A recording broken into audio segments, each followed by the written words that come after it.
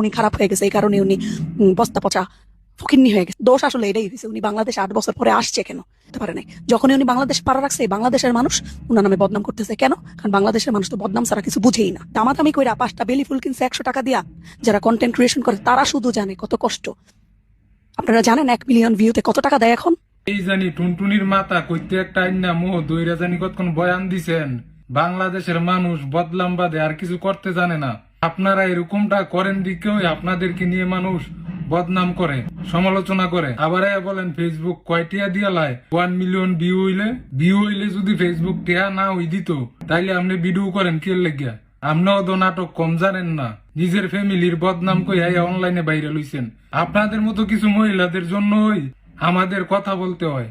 আপনি যার সাফাই গাইতেছেন, হ্যাঁ ফুল কিনবো ভালো কথা, হ্যাঁ ভিডিও করছে কে লেগিয়া? এই ভিডিও থেকে নিচে হইল হ্যাঁ 50 থেকে 60 ডলার আইছে, বাংলাদেশের টাকা যায় 5 থেকে 6,000 টাকা। আর এই বাচ্চাটারে 100 টাকা দিতে পারে না। বাচ্চায় বারবার বলতেছে ম্যাডাম 20টা টাকা বেশি দেন, আমি এই টাকাটা ফুল কিনেও আনতে পারছি না।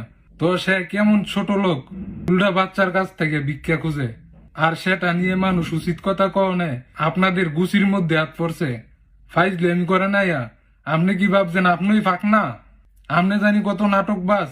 কয়দিন আগে ভূমিকম্প হয়েছিল বাংলাদেশে, আপনি হেই বিডি ভূমিকম্পের পরের দিন আপনার বাচ্চারা লইয়া